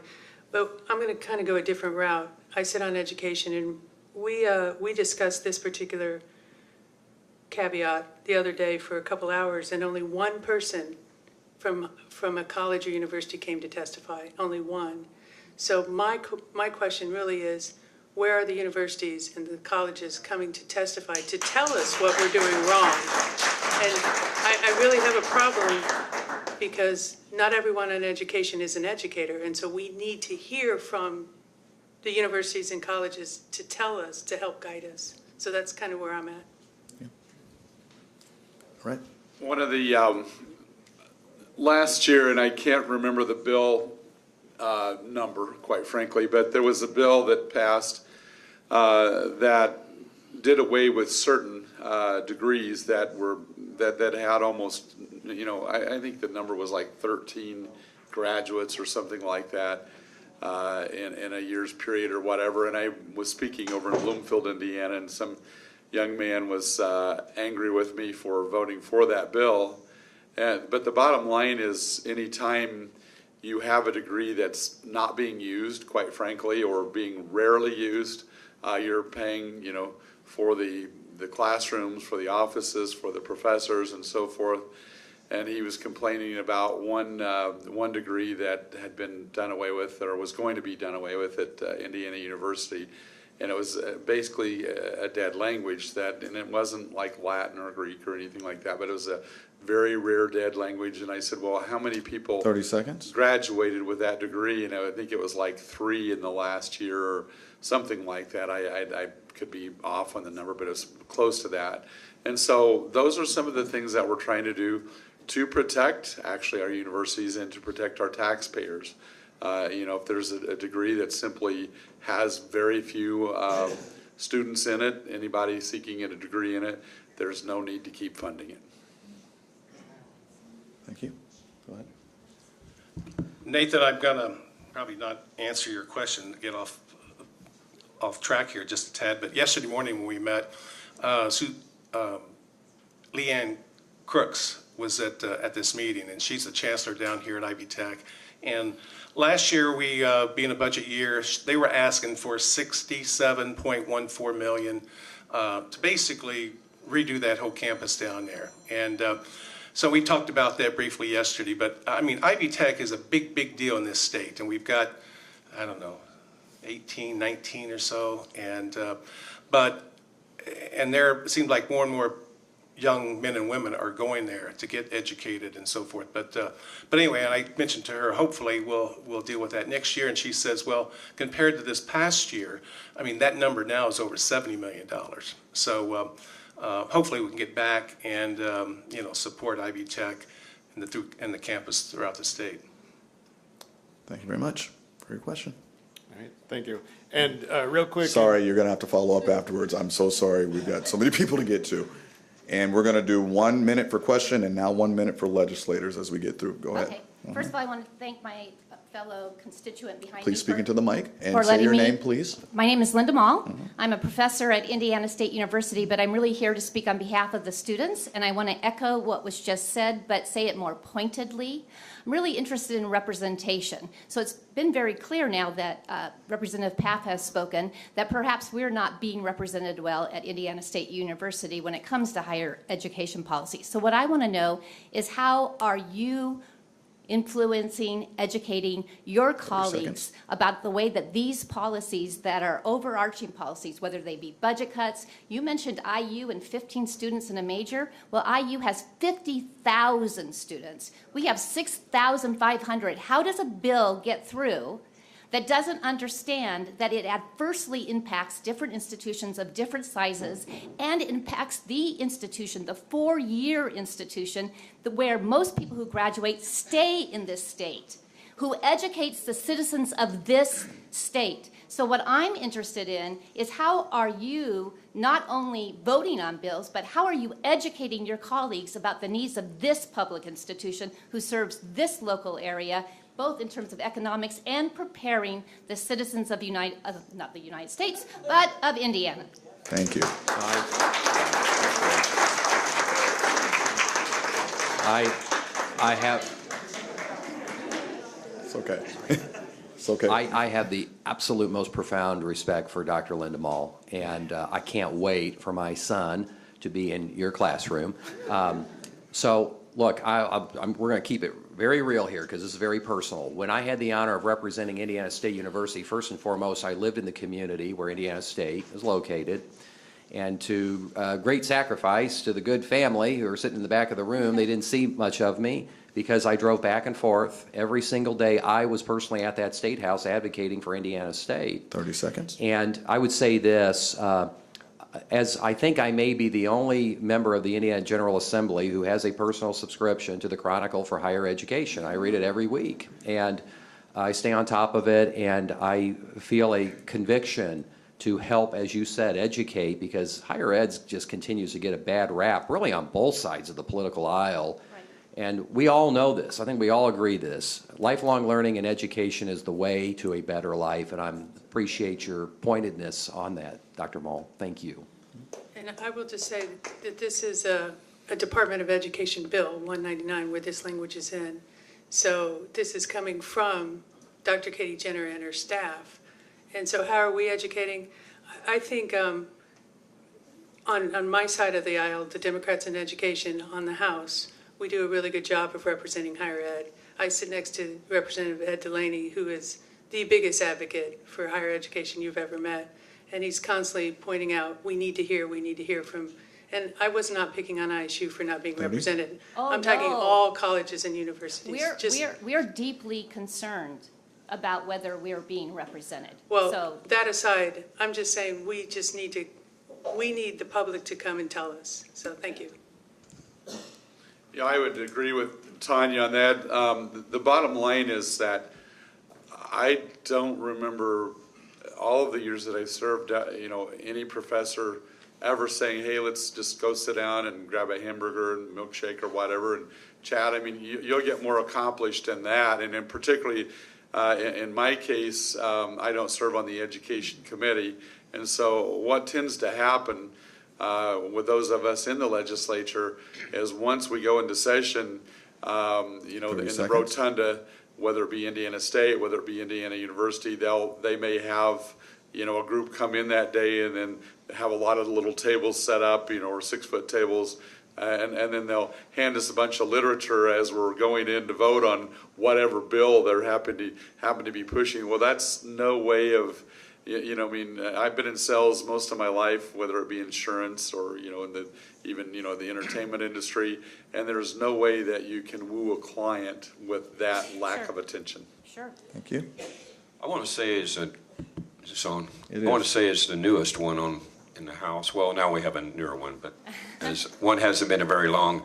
It's all about relationships, and we all serve on different committees, and it's hard for us all to get a total grip of all this. Maybe my other legislators know all of it, and they know it all, but maybe hope they do, but I don't yet. But I'm saying. I realize that we do eventually. But I'm saying it from your situation. I have not seen you at my meeting, requesting to meet with me. 30 seconds. I mean, if you have something, please get with me and send someone to talk to me about your legislation so I can know what's going on, and I'll listen to it. And I think it'd be more effective that way if you can schedule some time. Thank you. Absolutely. Yeah. All right. Okay, great. Expect a phone call, a text message. You got one more here. One more comment. Linda, thanks for being here. So when it comes to Senate Bill 199 in education, are you going to be up there testifying? Absolutely. Okay. And that's a good thing. I mean, we have a lot of people that testify on things like that, and so appreciate your comments. Okay, thank you. Thank you very much. Flo Evinger. Last week, Senate bill, which says that the storage operator may not transport CO2 outside the county where the CO2 is generated unless the project is approved by the county legislative body or the plan commissioner. Several people spoke in favor of the bill. It made it out of the committee with a 7-3 vote. Senator Scott Baldwin, who was quite confrontational during the hearing, 30 seconds. Didn't agree with the bill, and after the vote added an amendment that exempted Wabash Valley Resources from said bill. Of course, at this time, no public comments are allowed, but what is allowed is a $20,000 campaign donation to Senator Scott Baldwin from Wabash Valley Resources. I'm wondering why so many special laws, rules, and regulations are being set forth for a questionable operation. Thank This you. practice is adding amendments to the bill that changes concept of the law. I want to know what you think about adding amendments that change the whole concept of the original bill.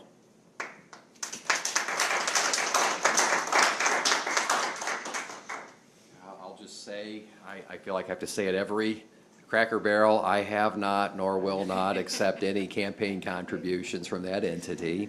I understand that. And they call it the sausage making process of, legislative making, and it's one of, I think probably all of, I don't want to speak for everybody, probably I will say, for everyone, some of our greatest frustrations is when a bill is introduced, it gets changed through the 30 process. seconds. And but to your point, there could be amendments that could gut an entire bill. And it's hard to inform people. You all are here and are trying to be informed and are informed, but it's hard to try to communicate constantly about these changes, and it is a personal frustration when those kinds of things happen. Flo, what Senate bill are you talking about there? Senate Bill 7. 7. Okay. Okay, and that's, I think, Senator Niemeyer's bill, isn't it? Yeah. And I'm not sure if that's going to go, I think that may be going to utilities, maybe? Solidays, Chairman Soliday. So I don't know where it's going to go after that, because he may not even hear it. I'm not sure, but, yeah, in case you know that, but, so tell your sister hi for me. I will do that. I want to say, number one thing, I come from local government where everything's open and transparent. Immediately being here in the process that bills work, I don't like it. And everyone says we've done it this way for the last 150 years or 200 years. I don't know how long they've done it. But I still think we can do better as a state. And I will be addressing those issues. As a young first one around, I probably won't get no traction, but I think that we can have more time and more vetting in this process. It's just too fast. 30 seconds. The second thing about your bill, the bill you're talking about, I think it went to Solidays, and I doubt if he'll hear that bill. So if you want him to hear that bill, you need to contact him. I was just looking at the actions on Senate Bill 7. Back on January the 29th, it was referred over to the House of Representatives, which 4 of us serve in the House, and then the first reading was scheduled for February the 2nd, but I don't see any actions that have taken place after that, at least based on what I'm seeing on the in.gov calendar. So we're getting down to the midnight hour. 30 seconds. Not sure that it'll get a hearing, as several others have shared, but right now the last action that took place on it was back on February the 2nd. We're on the 14th, so I'm just not sure. I'll try to find out from Ed Soliday. He's chairman of the Utilities Committee, so we'll Okay, check and thank see. you. Thank you very much. Good morning. Thank you for being here. My name is Janet Stroll-Ciantio. I'm here because we have heard some bad bills. We've seen them. HB 1333 was against us landowners. HB 1336, I've asked, specifically sent an email to you, Senator Good, asking you to vote no on this. It excludes Wabash Valley Resources. It gives the DNR primacy over Class 6 wells, which where is funding 30 coming seconds. and where should they be in this process of something that is so very new? I'm hoping that today you can say that you are voting no on this. Thank you very much. I've already stated my position on it, so. Absolutely. That's been stated. Janet, did you say House Bill 1336? 1368, I'm sorry. 1368. I'm sorry, That's okay. 1386. I'm not, sorry, 1368. I'm so, It's all right. It's okay. 1368 No is worries. the primacy for the DNR to take over Class 6 wells. No, we just get confused because there's so many bills. I'm So sorry. if you see I us am picking this too. up, it's because It we're is- looking them up to it try to is figure out which one it House was. Bill 1368. 68, we got it. Thank you so much. Thank Thanks for you. being Sorry. here. Yes. And thank you for the information. Thank you much. My question's pretty simple. Could you say your name, please, sir? Doug Bohannon. The SB 7 that was voted on and the amendment that was added, the amendment was voted on by a yea-nay vote, or a voice vote. Is that recorded? No. So how are we supposed to know what the legislators are doing, and how are we supposed to know how to vote for them if we don't know what they're doing? I want to know who the legislators were that added that. 30 seconds. Helped add that amendment to that, which killed everything.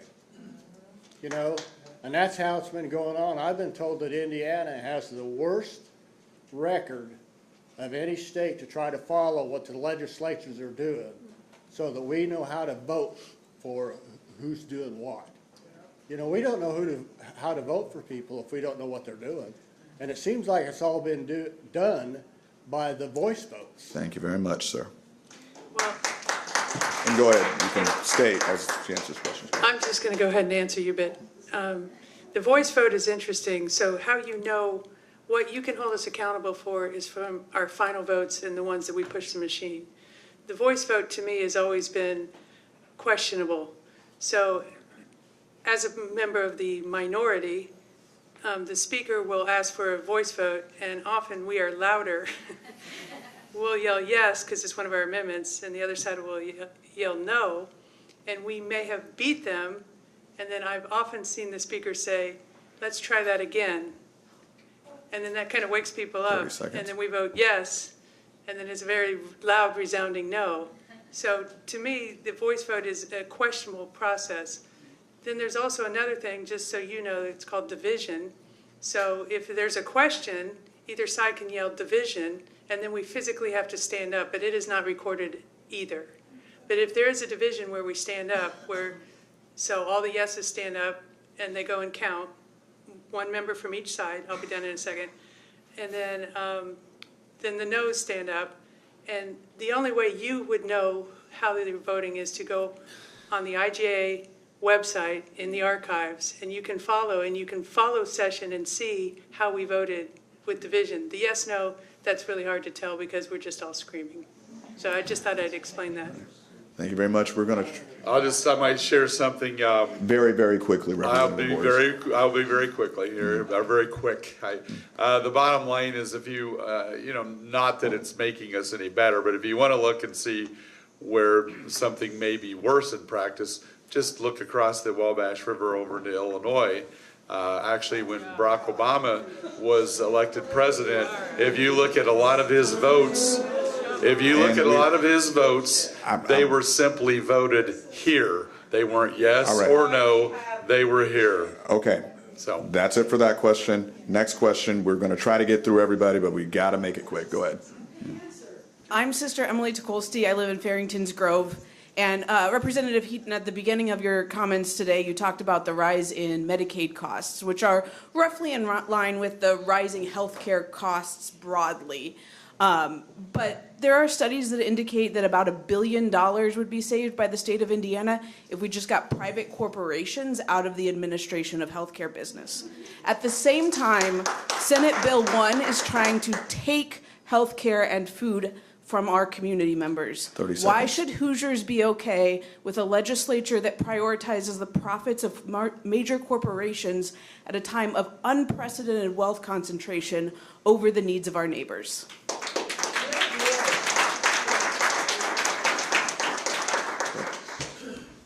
Didn't catch your name. Sister Emily. Sister. And I think Bruce might have touched on this. We mentioned Mike Tyson was at this in Washington and White House the other day.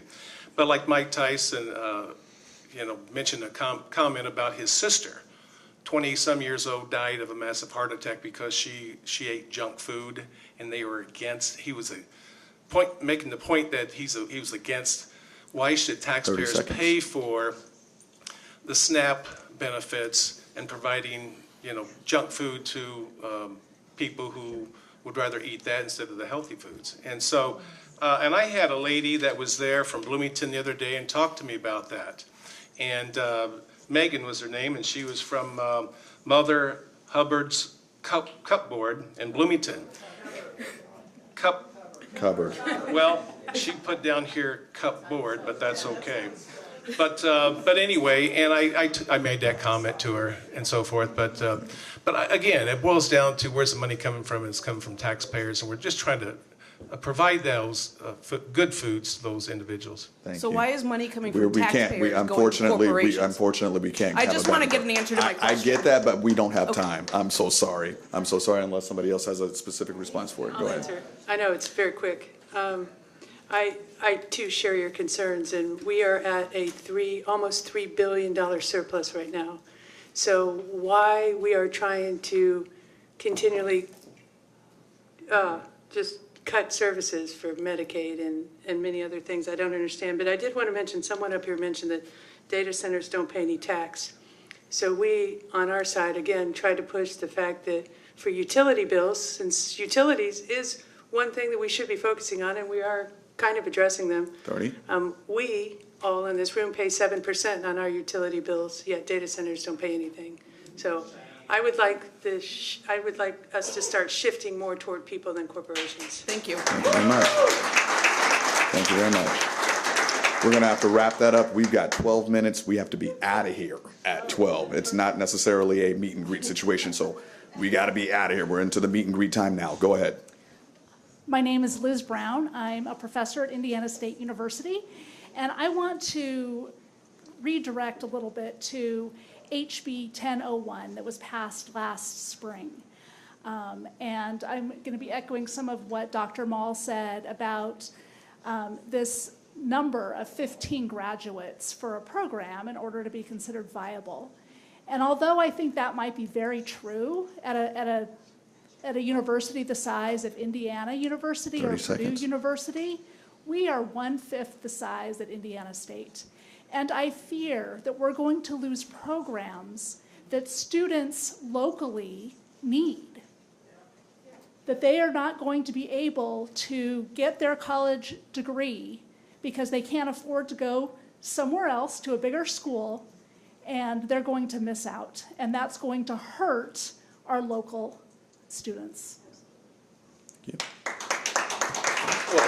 Well, the bottom line is, we're talking about programs that are not being used, all right? I mean, it's a very tiny, percentage of the students that are taking these classes. That's why they're being done away with. I mean, it's just, and so to ask the taxpayers to fund, to fund, again, departments for degrees that are not being used or seldom used, to me, that's asinine. All right. Thank you so much for your question. We're speed dating right now. That's very Hello, true. my Go name ahead. is Andre Kumro. I'm a psychiatric nurse. We can't hear you, sorry.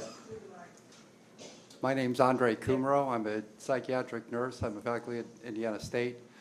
My first question would be, could you please tell me what the surplus is at the end of the 2025? And my next question is, are we going to continue to do the 5% withhold?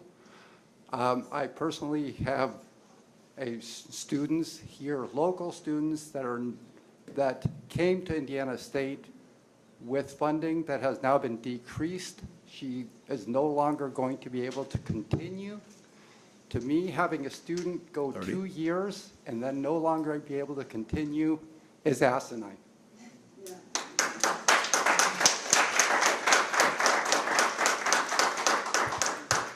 Well, I don't know what our surplus was, 12/31, but going back a few years ago, I had a guy at church ask about, he heard that we had a surplus of $8 billion.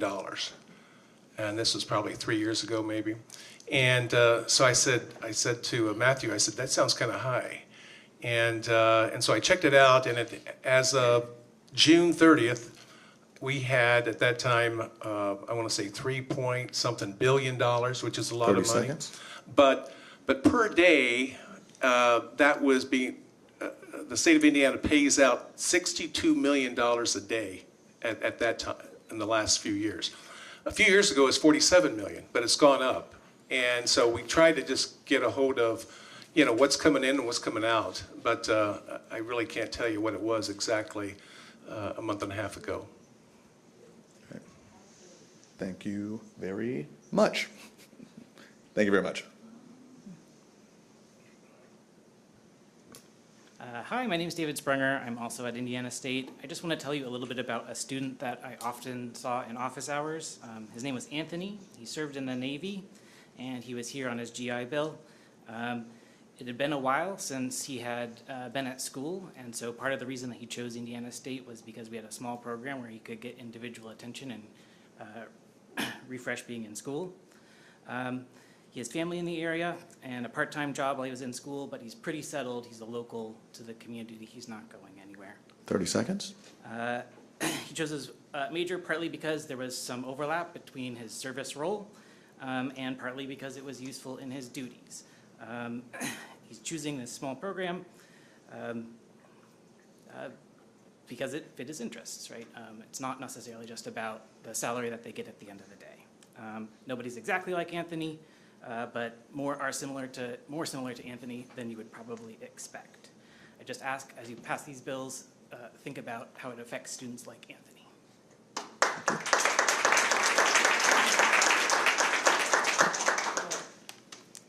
Hi, everyone.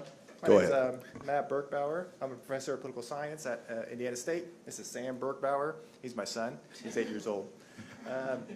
So I too am concerned about the 15 mandatory minimum graduate thresholds at the university programs. And that's my representatives to talk to, IU Kokomo and the reps that represent IU Kokomo, Southern Indiana, Vincennes University, IU Richmond. I think all these universities that are mid-sized or smaller are getting squeezed out of somewhat 30 popular seconds. programs like anthropology, English, history, some classic disciplines, all so that Purdue and IU Bloomington can make that threshold easily and can sustain themselves. So the students in the state will only have the choice of going to Purdue or IU Bloomington if they are interested in some of these programs. Furthermore, they could have choices outside the state, like Eastern Illinois, Illinois State, Louisville, Ohio University, so on and so forth. So I think we're just putting ourselves at a strategic disadvantage when our students, high school students, are being able to choose either Purdue or IU Bloomington for some of the programs that they want to do, or outside the state. You. Go ahead. I'll just quickly jump in and just say, again, I think it's up to the universities and colleges to decide what programs to keep and what to eliminate. It is not, I don't think it is our responsibility as the General Assembly to dictate what you teach. Thank you. Hello, Carly Schmidt again, here as a professor from Indiana State, also a political scientist, and Sam Berkbauer is also my son. So I want to follow up with what Matt had to say, this 15 minimum graduate requirement. This could ultimately affect political science, so Senator Good, we welcome Jackson, but he may not be able to, we may not have a program for him. And so I do understand I'm having to look at this, that IU, like the Kokomos, and the small satellite institutions are banding together as one unit. So it's not going to affect them because they're going to band together their graduates. I've also heard that Ivy Techs are doing the same thing. They're sort of collaborating together across the state. And so it's really going to impact ISU. And that's really going to impact our community. If we have fewer students coming here for our programs, I mean, the economic issues could be astronomical moving forward. And I think students in your rural districts will be greatly disadvantaged by not being able to come back here. So I just want to ask, I think on behalf of all my colleagues at the institution, if you could take a look at this law. It's HE 1001, passed last year. Take a look and see, gearing up for the next legislative session, if we can get this changed and give ISU a fair shake. So thank you. Thank you very much. Very quickly, yes. All right, I'll ask, okay, what's the student enrollment at Indiana State University this year? 6,500. What was it last year? It's about the same, so it's stabilized. It has gone down over time, but I think we're at a stabilized mark. Okay, I mean, the reason I'm asking that is simply due to the fact that you mentioned about other universities Yes. banding together and so forth that were, like Ivy Tech and so Yeah. forth. Again, we're, still trying to fund higher education Yeah. as well as make it affordable to the taxpayer as well. So. Appreciate All right, that. thank you very much. And Carly, thank you for being here and your comment. My concern, and a lot of my colleagues' concern about Indiana State, that enrollment has gone down to 6,500. And 8 years ago, it was 12, 13,000? Very quickly, we've had the largest So- freshman class since before the pandemic And- began, so we are on the upward and trend. that's If we can move on now to the, That's great. Little But development it is a director. concern to some of my colleagues at the state. It's a concern to us, and we are trying our best. I mean, you would never expect to see faculty absolutely, we're going to getting our high library schools. director getting We're ready to doing it. step in here because we do not have enough time for that. If you could ask your question very quickly or at least get your comment out there, and then we'll wrap up right after that. My name's Rosemary Scott. I'm a local advocate for no CO2, as I think you all know. We're at 3 years. I want you to please answer, all of you, how you think honesty and integrity have gone into what has gone on with our local farmers.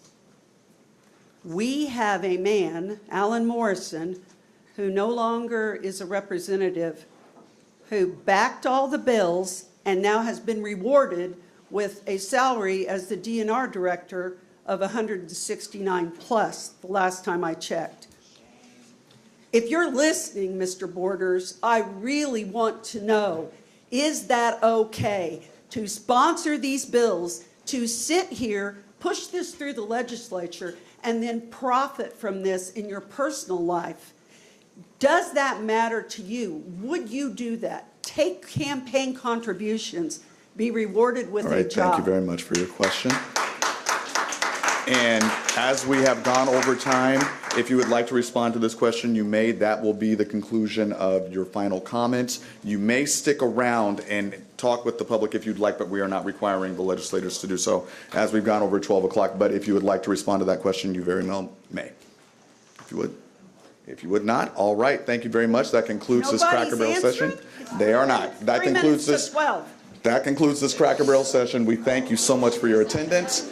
We hope to see you back next time. Apologize for the time constraints, and we will see you then.